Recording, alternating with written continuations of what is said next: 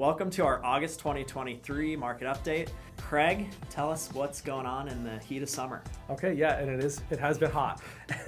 So we are currently, talk about inventory levels first. As of yesterday, we had 11,513 listings in the MLS. That's up a little bit actually from the beginning of the month, where we were at 11,141. So a little bit of an increase there.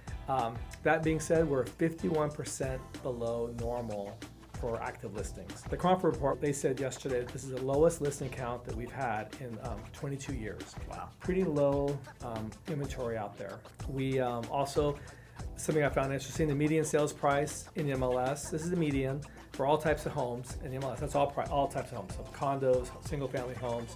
We are now at $435,000, which is down just a little bit year over year. We were at $449,000 a year ago. Yeah, and that's when rates started to creep back up. So you're seeing a lot of that come back from what we lost back in 2022 and the beginning of 2023. So That's a good sign, I think, overall. Speaking of rates, why don't we talk about rates? So rates are always the fun topic right now, and we're actually at peak levels from where we were back in November of 2022. So rates have increased about 150 basis points in the month of August so far, and we're filming this on August 16th. That's an increase of anywhere from 3/8 to 0.5%, and we're nearing the levels of, again, where we were in November. However, demand seems to not necessarily have fallen off as much as we would have anticipated. Should rates continue to go up, I would think that some of that demand will fall off, but we haven't necessarily tangibly seen a huge drop off in demand with the increase in rates. I think a lot of it's due to the seller concessions that we're seeing. So 41% of listings that go under contract have seller concessions. And that was July number. So I'd imagine August numbers with this rate increase, we may see that number increase. Yep. Because I can imagine the 41% for July. I know the contracts I've had have had concessions on them, and we've all used those. All my clients have used those for rate buy downs, 2-1 buy downs, different rate ways to drive that rate down. Yeah, and that's super important right now. A lot of that too, it's hard to say whether they're on the initial contract portion or when they're under contract and getting concessions for repairs. Right. You can even use that when you're under contract to buy the rate down also if you wanted to. So there's good ways to help alleviate some of that rate pressure that we're seeing right now, still with that 41% number in seller concessions. So it's probably a question that we can't really answer here, but what do you think is driving this rate situation? So last week inflation report came out. Inflation showed signs of going up. We were expecting that because it was replacing a number that was negative. So any increase at all, and that was the headline number. Core inflation's dropping a little bit. The market's so disconnected right now. It's hard to say exactly what that could be from.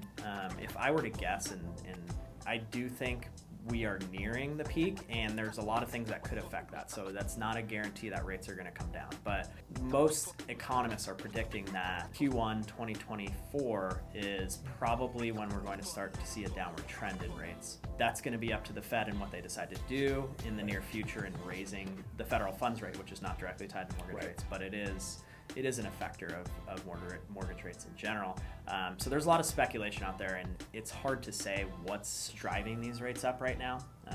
There's just a lot of unsure investors in the market.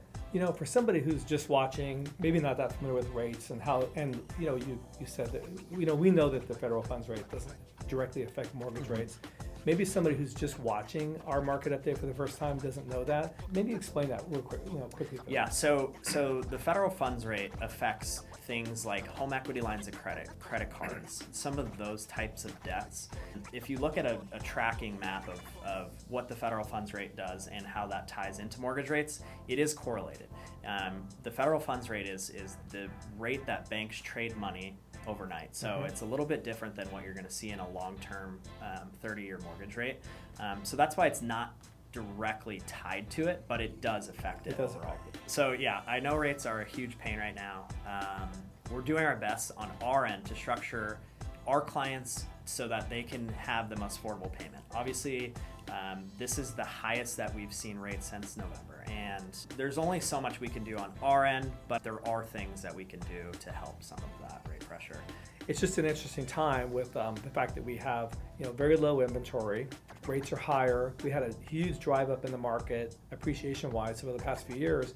So we have this high increase in home values, high interest rates causing an affordability issue, high demand still, but really based on the fact that home prices have gone up so high that with this high interest rate environment creates a high payment.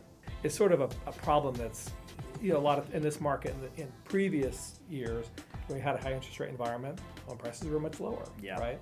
And that does affect the inventory too. Yes. Like if you're a move-up buyer, you're not going to want to afford a $5,000 a month higher payment to sell your house with a rate in the 3s. So we need rates to come back a little bit in order for some of these sellers to get off the fence and sell and then buy again.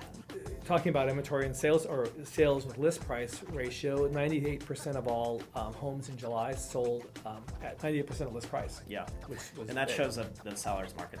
It's a seller's market, yeah. And 22% of all homes that sold in July sold over list price, which is big, right? Yeah, we haven't seen that since the COVID time. So it's, right. We're starting to see some of that come back, and a lot of it's due to the lack of inventory and obviously pricing correctly. Another thing I found interesting looking at some of the numbers over the past month, in July, cash purchases were 19% of all sales. That's down from a year ago. In June of 2022, 33% of all sales were cash. Just to summarize where we are this month, we're definitely in a pretty stable seller's market. The rental supply overall is rising. I thought that was interesting. So we're seeing more rental inventory on the market. Another thing I found interesting for the month of July was that 22% of all sales were FHA. Yeah, rates are lower on FHA loans right Right. now, and that does help some buyers too. Yeah.